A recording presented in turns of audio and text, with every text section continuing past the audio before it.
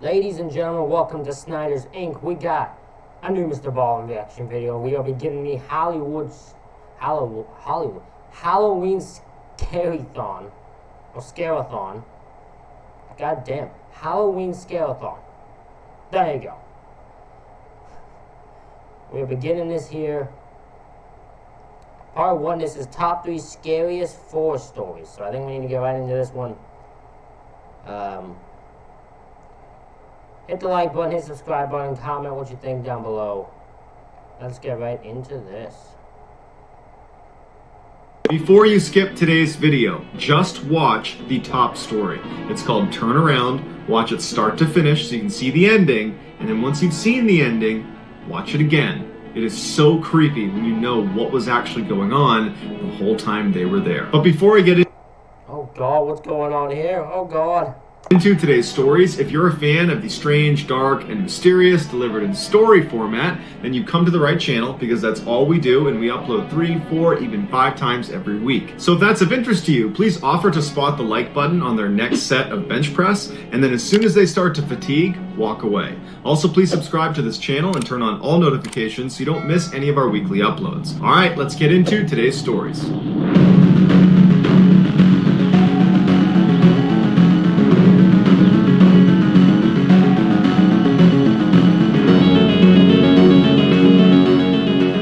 In the early 2000s, a teenager named Evan and his father would regularly go hunting in the Georgia backcountry. When Evan turned Hold on, I just want to see what's the one this is called? Laughter. Okay. 14, his father befriended a very wealthy landowner in Georgia who offered them access to one of his best private hunting areas. Oh, that sounds messed up. Nope, ain't doing that. Don't care. I gotta go public. I gotta go public place. Go public place where everybody knows they are. Everybody knows who they are. Go public. Don't always go to public for it. Don't go to some random person's property. Nope. And just a couple of days later, on October 5th, Evan and his father would take him up on the offer. They woke up super early and they drove out to the edge of this property that was actually fenced in. And they went to a main gate where they had the combo that this guy had given them. They punched in the combo, opened up the gate, drove in, shut the gate, locked it, and then continued down the access road. They followed this road for about 2 miles where it came to a stop right outside of this huge forest. They parked their truck, they got out, they put on their gear, and in the pre-morning darkness began hiking into the woods. Even though they were there primarily to hunt, Evan and his father secretly enjoyed just hiking around the woods and camping out. And I can see why. That's forest not fun, man. Going in the forest not fun. As long as you know where you're going, or how to get around you, really, it's fun to do. any chance they got to extend their hunting trips, they would, even if the hunting wasn't good. And so since they spent a ton of time in the woods together, they noticed almost immediately when they walked into this particular forest that something was off. There's no birds, there's no animals, silence. It's just... Yeah, that's kind of weird. If something's dead silent, completely silent, that's very weird.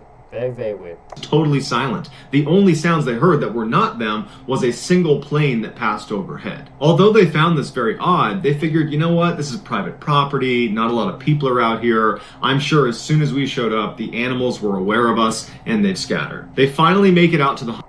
That is possible, but I doubt it.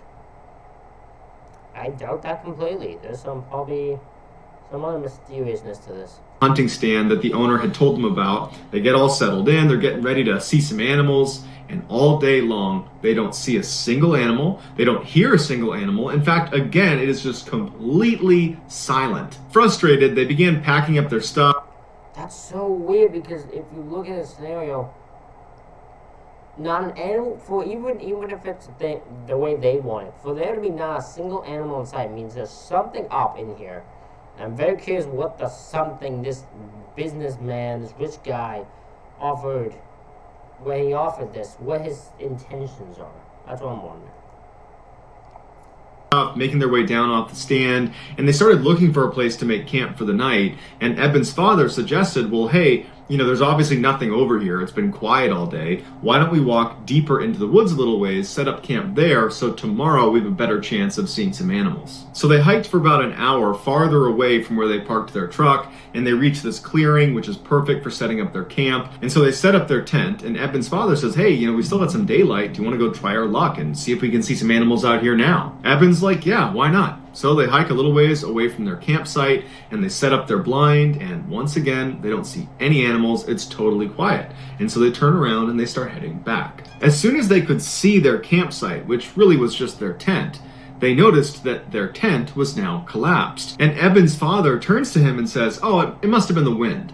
And Eben says, no, it couldn't have been the wind, because all day today we have been commenting on how quiet it is and how the fact that there's no weather, no wind, no anything is heightening the fact that it's completely silent. So it could not have been wind. So Eben's father is like, well, when you set the tent up, did you not put the posts into the eyelets? Did you not build it correctly? And Eben's like, no, I've made that tent like 1,000 times. I know it was set up correctly. They walk into their campsite and they look down. Yeah, I like the fact that the father's just trying to go on. This kid's just don't have it. The kid's like, no, there's no wind, because we comment how dead silent it is. Nurse, I put it up right. I put it up 1,000 times. That's not have anything to do with this.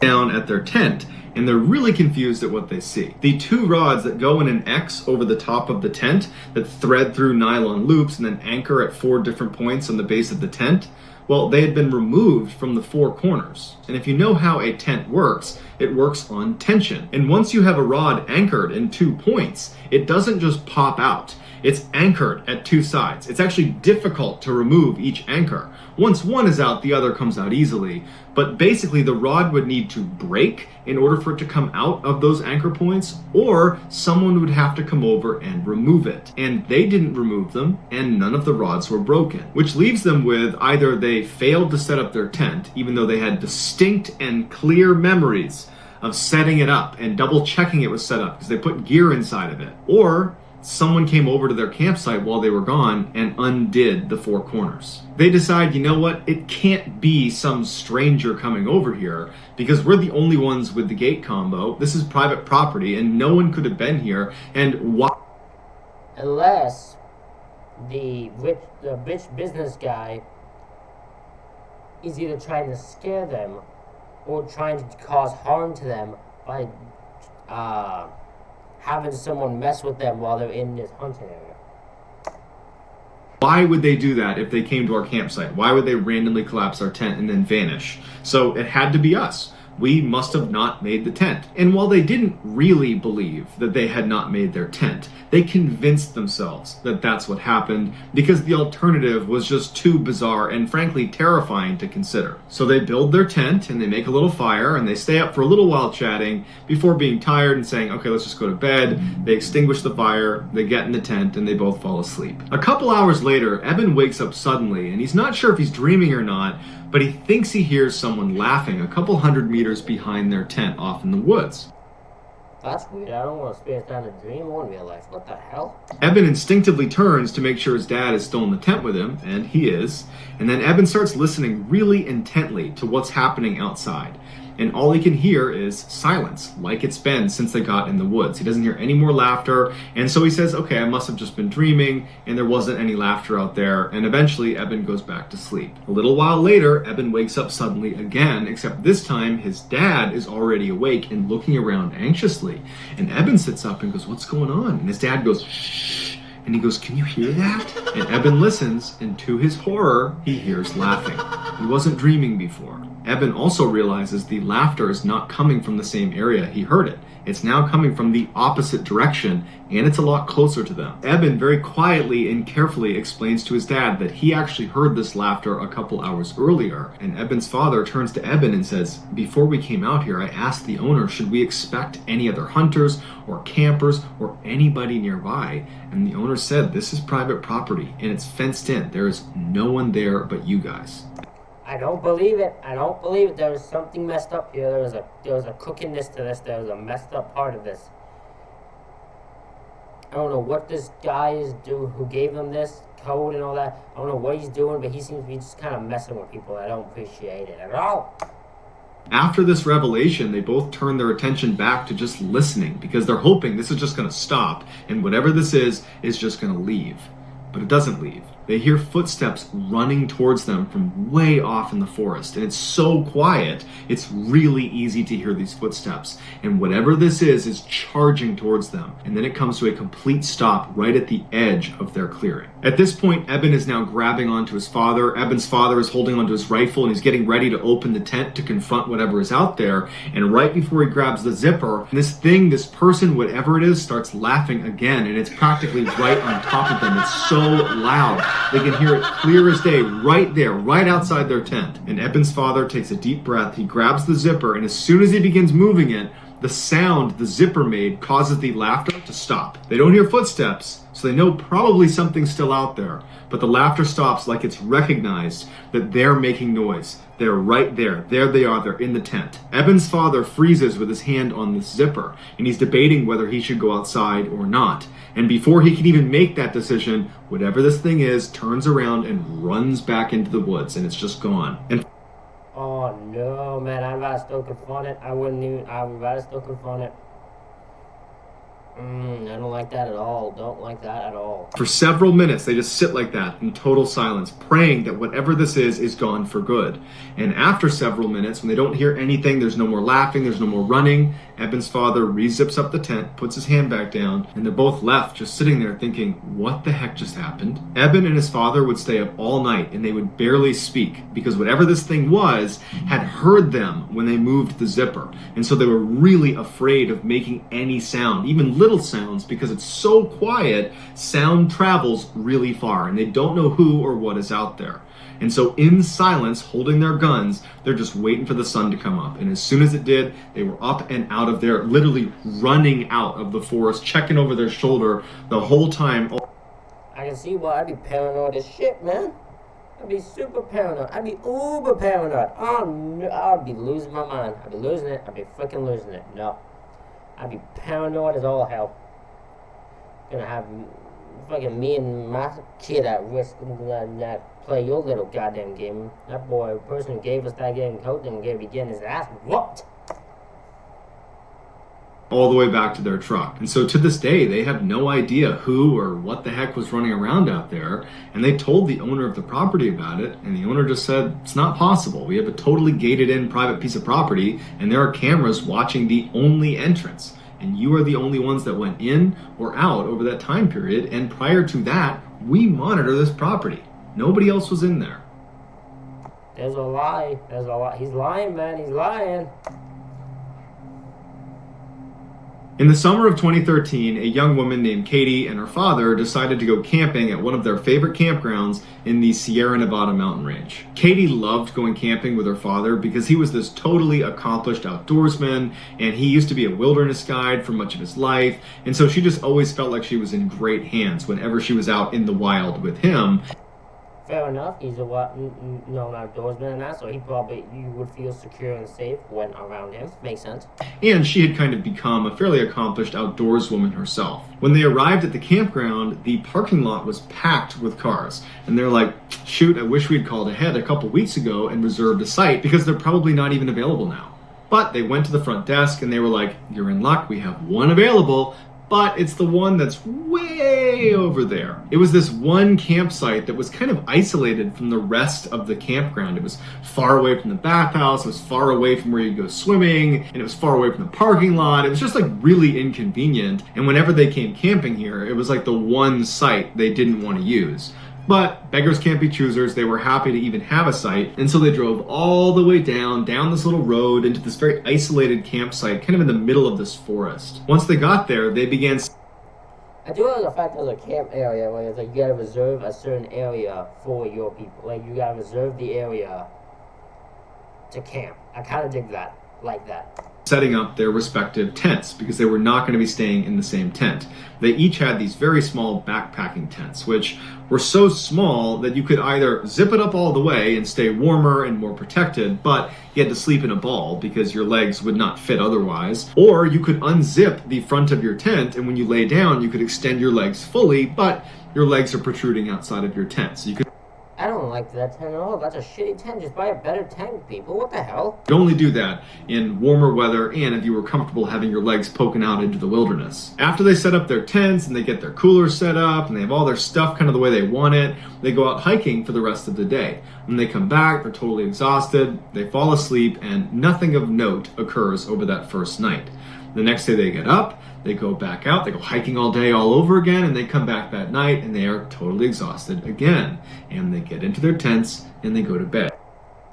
And this is where everything probably changes. And this night, something of note would happen. At about 3 a.m., Katie wakes up and she hears footsteps walking towards the campsite from a little ways off. They're in the woods somewhere. And she's thinking, okay, it's got to be my father because he's diabetic and every night he gets up to go to the bathroom maybe 3-4 times, and he probably was just walking to the bathhouse and now he's walking back. But she realizes the bathhouse is over here, not over here. So what is he doing walking towards the campsite from this side? The footsteps come out of the tree line, they come into the clearing that is their campsite, and they stop about 2-3 meters outside of Katie's tent. Now there were no windows on Katie's backpack tent, there was just little vents at the front and the back that kind of pointed down, and so she couldn't see out anyways, and there was no illumination out, so you can't even pick up a silhouette. It's just total darkness out there, she can't see who's out there, she can only hear them. But she's thinking, okay, maybe my dad got lost coming back from the bathhouse because he didn't have a flashlight and he walked too far. That's possible. Or, he could have decided to relieve himself just in the tree line, even though he's not known to do that. He's a guy that goes to the bathhouse. And so she's running. She's just trying to come up with something to explain what is going on. I can understand that completely. Running through these scenarios that are convincing her that, oh, that's just my dad. But what she really wants to hear is that person walk away from her tent and get into her father's tent, because that will confirm in her mind that that was her father.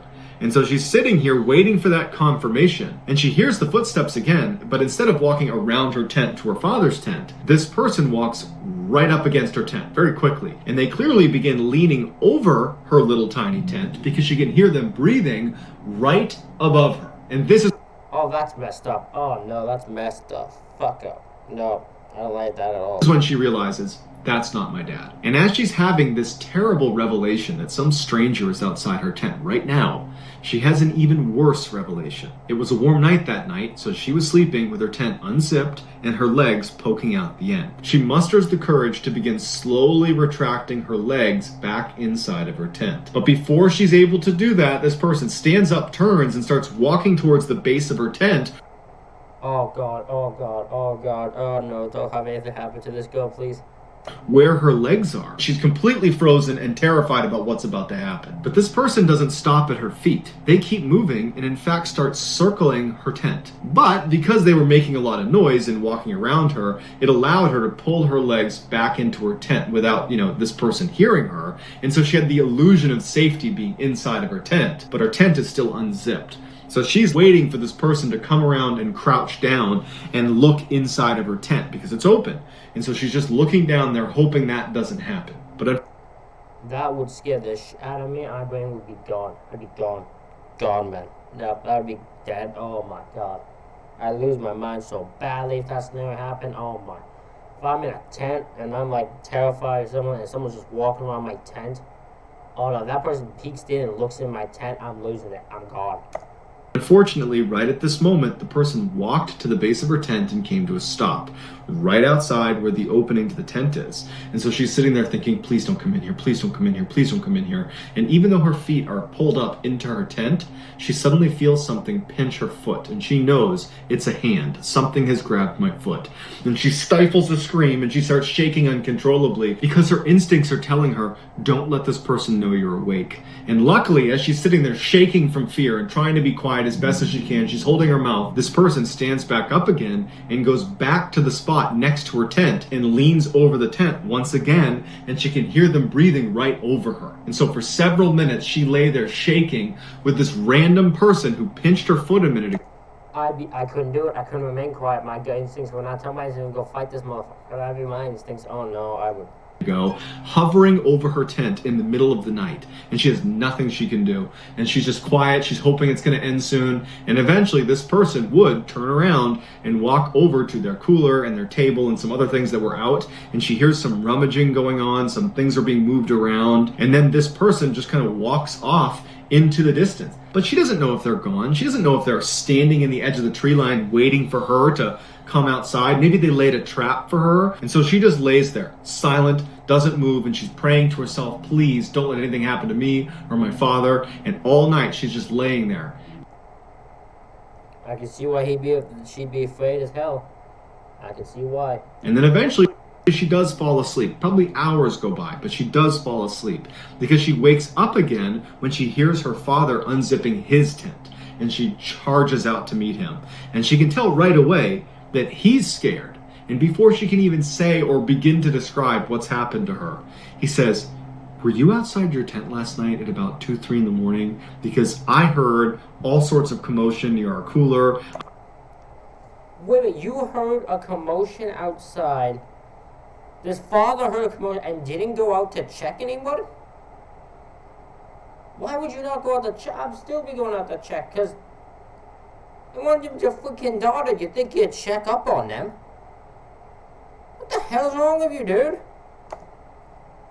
I wasn't sure if it was an animal. I wasn't sure if it was you. And she starts telling him, no, this is what happened to me. And as she's describing what happened to her, he looks behind her at the picnic table, which was next to their cooler, and they had their backpacks on it. Basically anything that didn't fit in their tents they kept near this picnic table.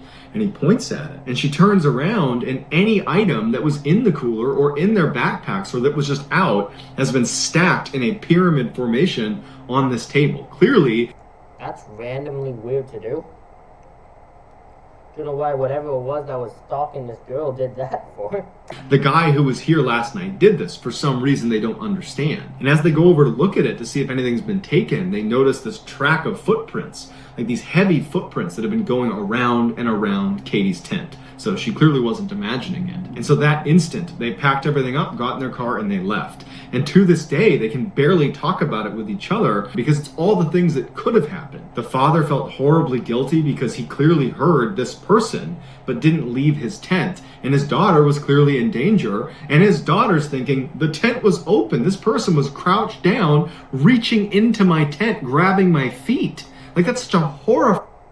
The father, I have very more anger to because he didn't come out and check. Because that'd be my first instinct was, if I heard my daughter's there, the moment I hear a commotion, I'm going unzipping, I'm grabbing a light, and I'm going to check. Because if it's her or it's an animal, that's fine. But goddamn, I'd rather be that case than goddamn another person. Like, horrifying image. And so this has been completely traumatizing for them, and they just don't talk about it anymore. What is this one? This is the one you suggested that we need to listen to. Let's see what this one is.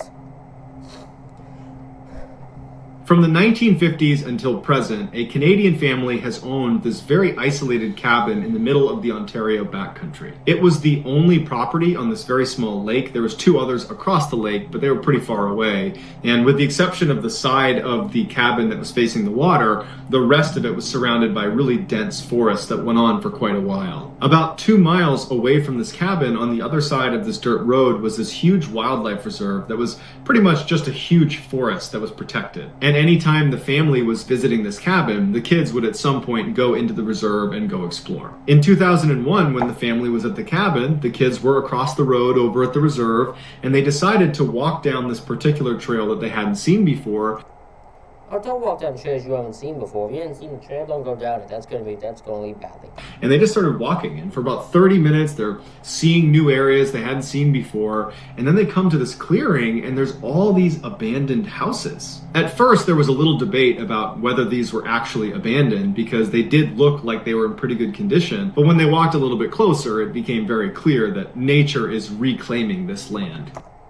That's interesting, though, for them to have a bunch of houses that are abandoned in this area makes you wonder what caused them to be abandoned. Are they just, especially if they look in good condition, like what caused them to be abandoned? Grass is up to your waist. There's vines growing up the side of the houses. There were cars still parked in driveways that were totally rusted out, and grass is growing all through them. And so they knew these were abandoned. They walked up to the first house they saw, and they looked in, and they couldn't believe what they were looking at. It was like whoever lived here had left without taking anything. The house was still totally furnished. In fact, their dining room table still had plates and cups and forks and knives, like they had just had dinner and then just got up and left. Interesting. They start talking about going into these houses and looking around inside, but they started wondering, like, is this a museum? Is that why everything is in such good repair? Should we not go inside these houses? And they start looking around for any indication that definitely this is not a museum, these are just plain abandoned. And across the street from the house they were at was this totally decrepit looking house. Let's go over there and look in there. And so they look in a window, and very clearly the ceiling is totally sagging down. And the first floor is buckling completely, and there's clothes and shoes scattered. So they have one house that's like completely in repair, and then another one across that's totally breaking down. That's interesting, because it makes you wonder why is the one so goodly kept and the other one not. Scattered everywhere. And so for them, this was confirmation that this is no museum, these are abandoned, we can totally go look around inside. And so for the next couple of hours, the kids explored all the houses that looked structurally sound, that weren't going to collapse on them. And it was just fascinating. There was all this stuff that was left behind that was fairly valuable. And they didn't take anything, they just thought it was very cool. And after a while, they decided they had seen enough, and they turned around and headed back to their cabin. After they got back, they told their parents about what they found, and their father was like, man, that sounds awesome, I want to go check that out. And so that day, I can see why. I'd be wanting to go check that out too if my kids told me that. Hell yeah. They went right back over to the abandoned houses. The first house they showed him was the really decrepit looking one where the ceiling was sagging and there was women's shoes and clothes all over the ground, to show him for sure these are abandoned, because we had some doubts at first too. These are definitely abandoned. So they look at that house, and then they went back to the very first house they saw when they walked into this complex, the one that was in great condition and had the dining table still set. So they go inside and they go upstairs, and they find this bedroom that, like everything else in the house, is totally intact. You got pictures on the wall, it's fully furnished. There's even still sheets made on the bed, in the pillow. That's so weird. That's so weird. It's got a head imprint from whoever was there last, and at the foot of the bed is this beautiful fur coat. And the father walks over to it and he looks at it and he's like, this is real fur. This is a really expensive coat. I want to take this for our family. But before he took it, he had a hesitation. Is this really abandoned? If someone had been here, they would have seen footprints all over the house. Yeah, because I can see why I would have hesitated too. I don't know if I'd want to take someone from an abandoned house. You don't know why this place is abandoned. You don't know what's connected to this. There's a reason why I wouldn't just jump and take something from an abandoned house. Just because there's grime all over the ground, and they can clearly see their footprints from where they've just come in. And he's like, no, this is just a weird situation. It's definitely abandoned, and finders keepers. And so he picks up the jacket and he says, I'm going to give this to mom after I clean it up. And so with the jacket in hand, the father and the kids explore the rest of the house. And when they go outside, they realize it's starting to get late and it's probably time to head back. And so they turn around and they start walking away from these houses towards their cabin. And they get about 50 or 60 meters away when one of the kids said he just had this weird sense that they were being watched. And so he turns around and he's shocked when he sees there is an old woman standing in the bedroom that they had just been in, where the fur coat was. She's got a loose bun on the top of her head. She's got this blue shawl on her. What the hell? But they walked on this place and saw no old woman. Where is this old woman from? Where's she come from? Where's she appear from? Shoulders over a cream blouse, and she's glaring at them. When the kid saw this woman, he made an audible gasp, and the rest of the group turned around too and saw this woman in the window. And the feeling was guilt. They're like, oh my goodness, we just stole from this poor woman who lives in this abandoned house. And so right away, the whole group starts walking right back towards the house. They're going to give this jacket back. In fact, the dad is like, I'm so sorry. I shouldn't have taken this. I'm sorry.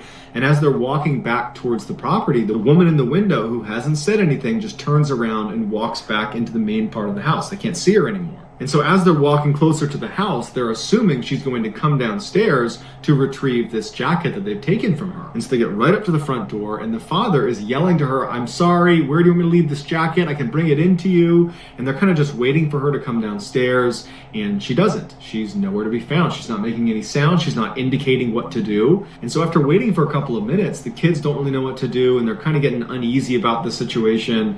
And the father's still very confident that he just wants to give this back and make amends, make peace with her, say he's sorry. And so he walks inside. He tells his kids, "Stay here, I'm gonna go give it to her." And he goes inside and he disappears upstairs. And then all of a sudden, from across the street in that decrepit house with the caved in ceiling, they hear one of the second floor windows come slamming down. And at the same time, their dad comes charging down the stairs, no jacket with him, and he's saying, "Go, go, go." And the kids are spooked. Oh, hell no. As long as someone says, "Go, go, go," you run, run, run, get the F out of that goddamn area. From the window getting slammed, and they start running away until they're about 100 meters away from these houses, and they stop, and they're panting, and they're out of breath, and the kids ask their dad, "What happened?" And he says to them, "I looked everywhere upstairs and I could not find that lady. I don't know where she is. Either she's hiding from us or something, but I happened to be looking out at that other house. Something caught my eye. There was movement, and I saw another person in the second floor of that building that's falling apart. And I watched them slam the window, and then as soon as I did, I heard someone yell, 'Get out!' and I ran out after you guys." Now the kids and the dad are absolutely terrified, and they want to leave, but they also want one more look at these buildings before they do. Why? Why do you want one more look at these buildings? You don't need to have a reason to look at these buildings. Leave the buildings fucking alone. They're pissed off at you. Leave them alone. And when they had run away, they had stopped behind this big group of trees that obscured their view to the buildings. They were out of sight. And so they begin to peek their heads around the tree until they can see the building, and they can't believe what they see. Standing in the window of the fur coat room is not only the old woman, but also a very tall man who's holding her shoulders and is bending down because his head is too high to look standing. He's crouched down and he's looking out the window next to her, and they're both glaring towards them. The father and his kids are practically falling over themselves to sprint away and back to their cabin. To this day, that family has no idea who those people were, what they were doing there, how they were able to move around without making any noise and consistently hide from them and not leave any footprints. It was all very strange and terrifying stuff. And then the government ended up demolishing those houses almost immediately after they were there, and so they'll never get any answers because everything's gone. So that's gonna do. I mean, makes sense. Everybody, no one's there. They're gonna obviously destroy it. Probably become a waste of their time. What an insane story. Everyone, hope you all enjoyed this reaction video. Hit the like button, hit the subscribe button, comment what you think down below. Thank you all for watching this, and I will see you for the next one.